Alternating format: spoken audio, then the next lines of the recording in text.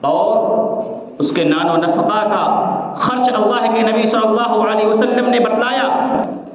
تو یہ حقوق اللہ کے نبی صلی اللہ علیہ وسلم نے عورتوں کے مردوں پر عائد کیے کہ انہیں کھلانا بھی ہے، پہنانا بھی ہے۔ ایسا نہیں ہونا چاہیے کہ ہم خود تو اچھی اچھی اور عمدہ چیزیں باہر جا کر کھا لیتے ہیں اور گھروں میں اپنی عورتوں کو، اپنی بیویوں کو وہی روکھی سوکھی اسی پر زندگی کاٹنے پر تیار رکھتے ہیں۔ یاد رکھیں یہ رسول اللہ صلی اللہ علیہ وسلم کی نافرمانی ہے، یہ شریعت مطہرہ کی تعلیم نہیں ہے۔ شریعت مطہرہ کی تعلیم تو یہ ہے کہ اپنی طاقت کے بقدر جو تم کھاتے ہو وہی اپنی بیویوں کو کھلاؤ۔ ایسا نہیں ہونا چاہیے کہ خود تو برانڈڈ لباس پہنو، عمدہ قسم کے لباس اپنے لیے مہیا کرو اور اپنی بیویوں کے لیے وہ چیزیں مہیا نہ کرو۔ تو برادران اسلام، یہ ہمارے اوپر دوسرا حق ہے عورتوں کا۔ پہلا حق یہ کہ ان کے رہنے سہنے کا خیال رکھا جائے گا، اور دوسرا یہ کہ ان کے نان و نفقہ کا بھی خیال رکھا جائے۔ اور تیسرا حق عورتوں کا مردوں پر یہ ہے کہ خود تو دیندار بن جائیں اور عورت کو اسی حال پر جہالت کی دنیا میں چھوڑ دیں، جہالت کی دنیا میں اپنی بیویوں کو چھوڑ دیں۔ اللہ تبارک و تعالیٰ نے قرآن حکیم میں اس سلسلے میں ہمیں تعلیم دی، یا ایھا الذین آمنوا قوا انفسکم واہلیکم نارا وقودها الناس والحجارہ، کہ اے وہ لوگوں جو ایمان لائے ہو، اپنے آپ کو اور اپنے گھر والوں کو بھی جہنم کی آگ سے بچاؤ۔ عمر بن خطاب رضی اللہ تعالی عنہ نے اس آیت کریمہ کے نزول کے بعد رسول اللہ صلی اللہ علیہ وسلم سے سوال کیا کہ اللہ کے نبی صلی اللہ علیہ وسلم،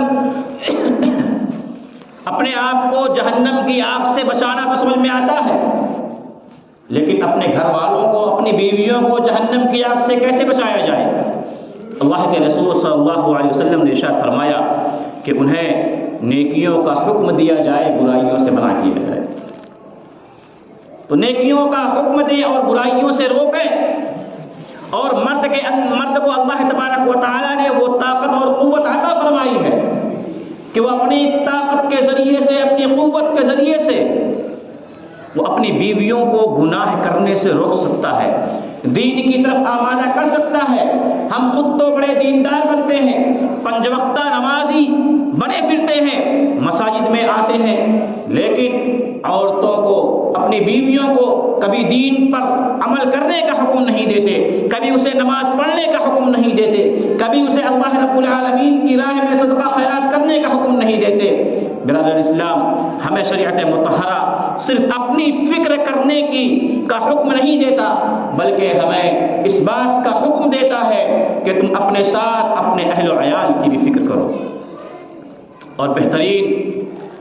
مثالی شوہر وہی ہے کہ جو خود بھی دیندار ہو اور اپنی بیوی کو بھی دیندار بنائے رکھے۔ ہم خود تو مساجد کا رخ کرتے ہیں، خود تو جلسے جلوس میں جایا کرتے ہیں، ہم خود تو کتابوں کا مطالعہ کرتے ہیں، دین کی تقریباً تمام باتیں ہم جاننے کی کوشش کرتے ہیں، لیکن کبھی اپنی بیوی کو مسجد آنے کی تعلیم نہیں دیتے، ہم کبھی اپنی بیوی کو کسی دینی کتاب کے مطالعہ کرنے کی تعلیم نہیں دیتے۔ اگر ہماری بیویاں پڑھی لکھی نہیں ہیں تو ہماری توجہ اس جانب بھی نہیں ہے کہ چلو یہ پڑھنا لکھنا نہیں جانتی، مجھے جو تھوڑا بہت پڑھنا آتا ہے میں اپنی بیوی کو سکھلاؤں، میں اپنی بیوی کو سکھلاؤں، اس کے ذریعے سے اس کے نجات کا ذریعہ ہو جائے۔ یہ رشتہ اللہ تبارک و تعالیٰ نے یوں ہی مقدس رشتہ نہیں بنایا، یہ رشتہ آخرت میں بھی ایسے ہی قائم رہنے والا ہے، آخرت میں بھی ایسے ہی قائم رہنے والا ہے جس طریقے سے یہ رشتہ دنیا میں قائم ہے۔ اللہ تبارک و تعالیٰ نیک شوہروں کو ان کی نیک بیویوں کے ساتھ جنت میں مقام عطا کرے گا، یہ قرآن حکیم کی آیت کریمہ سے بھی واضح ہے۔ اور حذیفہ ابن الیمان رضی اللہ تعالی عنہ، بیہقی کے اندر ایک روایت آتی ہے، ان کے بارے میں آتا ہے کہ اپنی وفات کے وقت اپنی بیوی سے کہا کہ اگر تم چاہتی ہو کہ جنت میں بھی میری بیوی بن کر کے رہو تو میرے بعد دوسرے سے نکاح نہ کرنا، کیونکہ عورت سب سے آخر میں جس کے نکاح میں ہوگی، قیامت کے دن اگر اللہ رب العالمین اسے جنت عطا فرمائے گا تو اسی کے ساتھ میں، اسی کی زوجیت میں اس کو جنت میں داخل کرے گا۔ تو میاں بیوی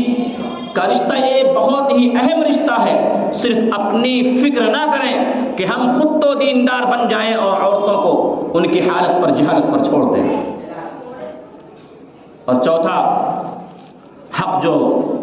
مردوں پر عورتوں کا ہے وہ یہ کہ اگر وہ مسجد آنے کی اجازت طلب کریں تو انہیں مسجد آنے سے نہ روکا جائے۔ لا تمنعوا النساء فی المساجد، عورتوں کو مسجد آنے سے نہ روکو۔ یہ روایت عبداللہ بن عمر رضی اللہ تعالی عنہما سنا رہے ہیں، ان کے ایک بیٹے بلال رحمہ اللہ وہاں موجود ہیں۔ وہ کہتے ہیں، ان کی غیرت جاگ اٹھتی ہے، کیسے ہو سکتا ہے، کیسے ہو سکتا ہے، ہم عورتوں کو مسجد نہیں جانے دیں گے، ہم تو روکیں گے، وہاں جائیں گی، مسجدوں میں فتنے فساد برپا کریں گی۔ عبداللہ بن عمر رضی اللہ تعالی عنہما کے بارے میں آتا ہے کہ بہت ناراض ہو گئے، کہا میں تجھے اللہ کے رسول صلی اللہ علیہ وسلم کی حدیث سنا رہا ہوں اور تو کہہ رہا ہے کہ ہم مسجدوں میں جانے سے روکیں گے۔ روایات میں آتا ہے کہ پوری زندگی عبداللہ بن عمر رضی اللہ تعالی عنہ نے اپنے اس بیٹے سے بات نہیں کی، حدیث رسول صلی اللہ علیہ وسلم کی ذرہ برابر مخالفت کرنے کی وجہ سے۔ آج ہم ہیں، آئے دن حدیث رسول صلی اللہ علیہ وسلم کی مخالفت کرتے ہیں، رسول اللہ صلی اللہ علیہ وسلم کی حدیث کی موجودگی میں ہم دوسروں کی باتوں کو اہمیت دیتے ہیں، ہم رسول اللہ صلی اللہ علیہ وسلم کی باتوں کو وہ اہمیت، وہ مقام نہیں دیتے جو اہمیت، جو مقام ہمیں رسول اللہ کی باتوں کو دینا چاہیے۔ ہم اپنی بیویوں کو بازاروں میں تو بھیج سکتے ہیں، اپنی بیویوں کو شادی بیاہ میں نمائش کرنے کے لیے بھیج سکتے ہیں، زیورات کی کھنکھناہٹ اور اپنے زیب و زینت کی نمائش کرتے ہوئے وہ بازاروں میں جا سکتی ہے، وہ یہاں سے شہر میرٹھ سے لے کر دوسرے شہروں، دوسرے اسٹیٹ میں دعوت و تبلیغ کے لیے جا سکتی ہے، لیکن اگر وہ مسجد میں آنے کی اجازت طلب کرے تو نہیں۔ اگر عورت مسجد میں جائے گی تو وہاں فتنہ قائم کرے گی۔ وہ عورتیں بازاروں میں جا کر، ہماری کتنی بہن بیٹیاں بازاروں میں جا کر وہاں سے بھاگ گئی،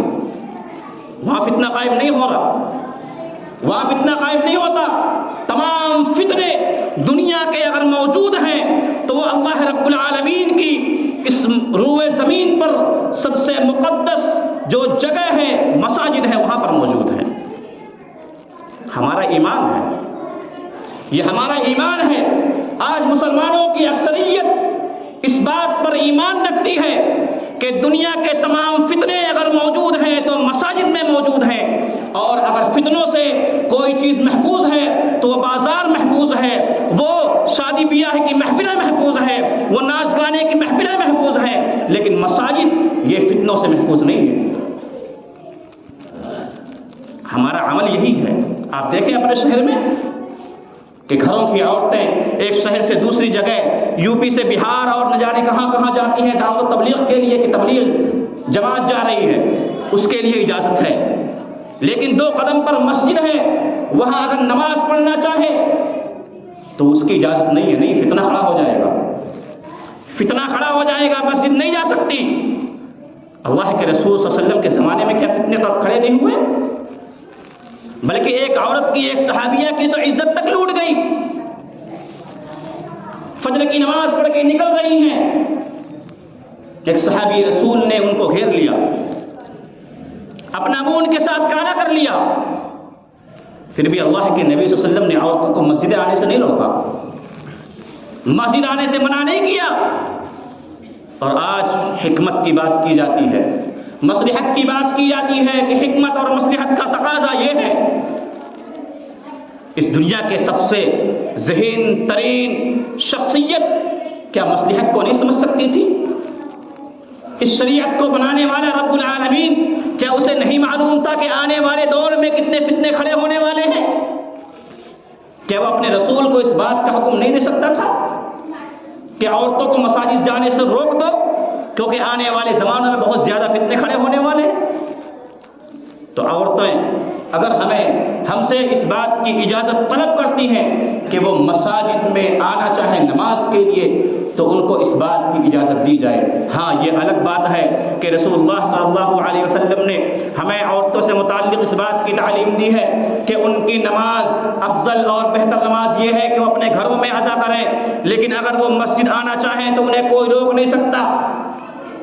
اگر کوئی روک رہا ہے تو وہ رسول اللہ صلی اللہ علیہ وسلم کی مخالفت کر رہا ہے، وہ دین کے ایک حکم کے مقابلے میں دوسری طریقے سے شریعت سازی کر رہا ہے، اور شریعت سازی کا حکم تو رسول اللہ صلی اللہ علیہ وسلم کو بھی نہیں دیا گیا تھا کہ آپ شریعت میں اپنی جانب سے کوئی بات شامل کر دیں، کسی بات کا حکم دے دیں۔ اس کی اجازت تو رسول اللہ صلی اللہ علیہ وسلم کو بھی نہیں دی گئی تھی، اس کی اجازت اور اتھارٹی صرف رب العالمین کو ہے۔ وہ جو چاہے جس بات کو چاہے اسے دین کا حصہ بنائے، جس بات کو چاہے اسے دین کا حصہ نہ بنائے۔ یہ کچھ حقوق عورتوں سے متعلق آج کے خطبے میں آپ کے سامنے ذکر کیے گئے۔ پہلا حق یہ کہ ان کے رہنے سہنے کا خیال رکھا جائے گا، دوسرے یہ کہ ان کے نان و نفقہ خرچ وغیرہ کا خیال رکھا جائے، اور تیسرے یہ کہ دین کی طرف صرف خود اپنے آپ کو مائل نہ کریں، عورتوں کو بھی ان کے اندر بھی دین کی رغبت پیدا کریں، اور چوتھے یہ کہ اگر وہ عورتیں مساجد نماز پڑھنے کے لیے آنا چاہتی ہیں تو انہیں اس نیت سے مساجد کی طرف رخ کرنے کی اجازت دی جائے۔ اللہ تبارک و تعالیٰ سے دعا ہے کہ اللہ تبارک و تعالیٰ ہم تمام مسلمانوں کو جو حقوق ہمارے اوپر عائد کیے گئے ہیں العالمین ان حقوق کی ادائیگی کی توفیق نصیب فرما۔